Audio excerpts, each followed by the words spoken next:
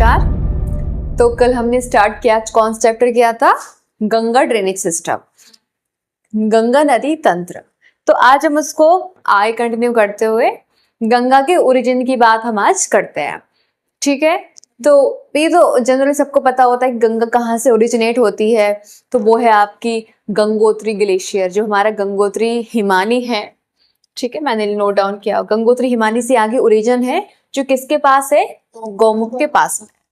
ठीक है, तो गंगोत्री ग्लेशियर से गंगा का ओरिजिन है। ग्लेशियर्स तो जानते ही हैं आप सभी। ठीक है, जो आइस वर्ग टाइप के ग्लेशियर्स होते हैं, माउंटेन्स होते हैं आइस के, उन्हीं ग्लेशियर्स जनरली हम कहते हैं। ठीक है, फिर ये भी आपको पता है कि गंगा जो है वो भारत की सबसे लंबी नदी है। कितनी लेंथ है? 25 किलोमीटर। ये क्या है? Longest river of India. ठीक है, तो भारत की सबसे लंबी नदी कौन सी है? गंगा नदी है।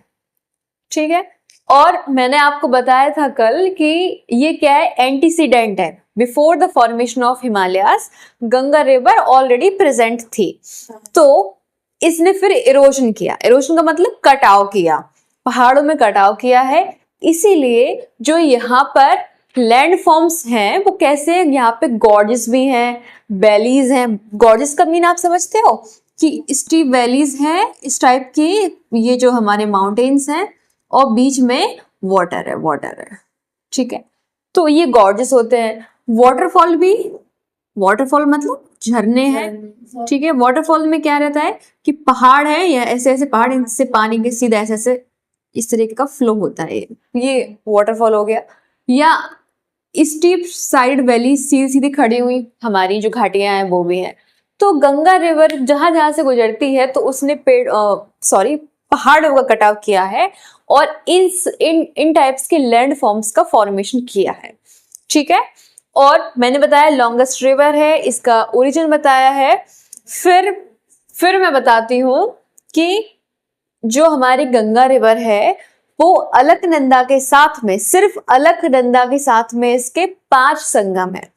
यानी कि अलकनंदा नदी को 5 अलग अलग रिवर्स हैं जो ज्वाइन करती हैं और उसे कॉन्फ्लुएंस बना देती हैं, और जिसे हम कहते हैं पंचप्रयाग। ठीक है, ये लिखा हुआ है पंचप्रयाग, और 5 कॉन्फ्लुएंसेस, 5 संगम।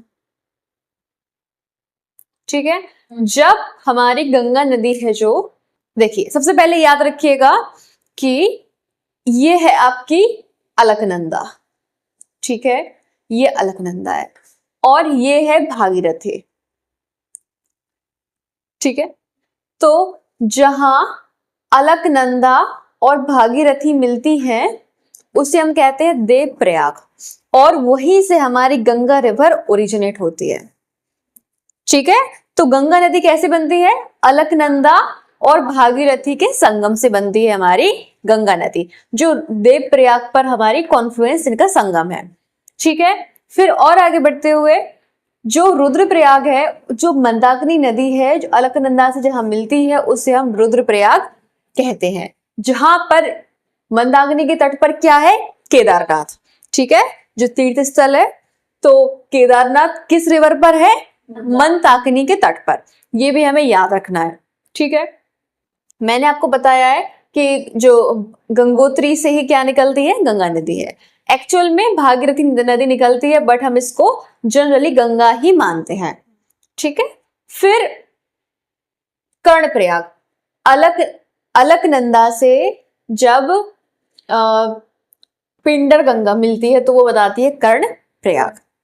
ठीक है, जब नंदाकिनी नदी मिलती है अलकनंदा से तो वो बनाती है नंद प्रयाग, और जब धौली गंगा मिलती है अलकनंदा से तो वो बनाती है विष्णु प्रयाग। और हमारा जो अलकनंदा के तट है, जो रिवर है, वहां पर कौन सा तीर्थ स्थल है? बद्रीनाथ।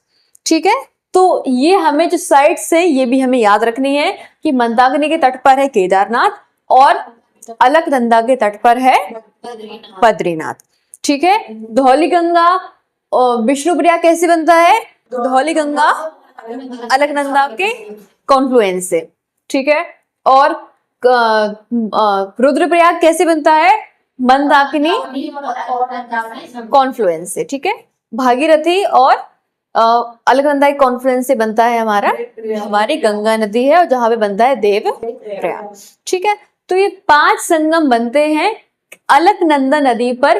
5 अलग अलग जो नदियां हैं वो यहाँ पर संगम बनाती है, इसलिए हम इसे पंचप्रयाग कहते हैं, ठीक है। और यमुना आप जानते हो, यमुना नदी भी गंगा नदी की क्या है? ट्रिब्यूटरी है, ठीक है। फिर उसको आगे ज्वाइन करती है, जिसे हम कल लेक्चर में पढ़ेंगे, ठीक है। पहाड़ों से निकली है गंगा नदी, अब हरिद्वार में आके वो कहाँ आ जाती है? प्लेन्स में। देखिए लैंडफॉर्म्स आप ये तो जानते हैं कि ये पहाड़ है, ठीक है, इस टाइप के। अब पहाड़ के बाद फिर हमारा प्लेन्स का एरिया भी तो है, ठीक है। ये लैंडफॉर्म्स मैं आपको पढ़ाऊंगी, इसके बाद स्टेप बाय स्टेप कौन कौन से एरियाज बनते हैं नेचुरली। तो अब प्लेन्स में आ रही है, वो पॉइंट होता है हरिद्वार का, ठीक है। तो जहां हरिद्वार है वहां पर गंगा नदी हमारी प्लेन्स, जो मैदानी क्षेत्र हैं, उनमें एंटर करती है, सीधी हो जाती है पहाड़ों से। अभी पहाड़ नहीं है, प्लेन्स वाला क्षेत्र है, अब पहाड़ नहीं है, हाँ मैदानी क्षेत्र है, ओके। तो गंगा नदी एंटर्स इन प्लेन्स, हाँ मैदानी क्षेत्रों में जो है हमारी गंगा नदी यहाँ पर प्रवेश करती है। कहां पर? हरिद्वार, ओके। फिर वहां से एंटर करती हुई, और जो पूरे हमारे जो स्टेट्स हैं, जो इंडिया में देखते हैं ना, जो पूरा ये स्टेट्स हैं, मैं कल ड्रॉ करूंगी मैप, तो उनको क्रॉस करती हुई फिर हमारा गंगा नदी जो है वो बांग्लादेश में एंटर कर जाती है, बांग्लादेश में एंटर कर जाती है, ठीक है।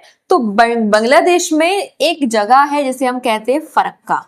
तो फरक्का जो जगह है वो बताती है कि बांग्लादेश में अब गंगा नदी एंटर कर गई, ओके।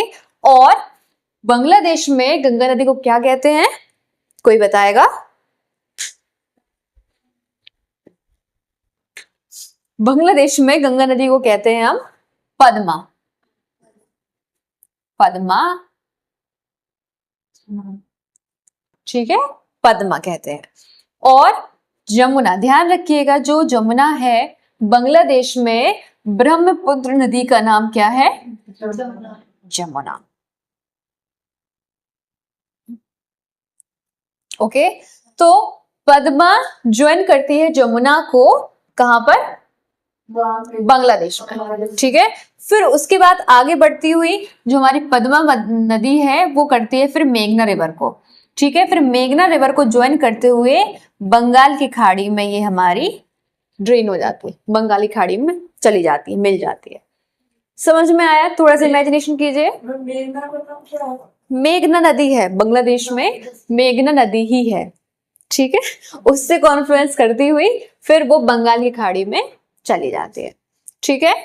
तो ये इतना कॉन्सेप्ट है, अगर कोई क्वेश्चन हो, कोई डाउट हो तो आप पूछ सकते हैं, ठीक है। अब हम लोग करते हैं नोट मेकिंग, ओके। कोई डाउट है? Okay, thank you.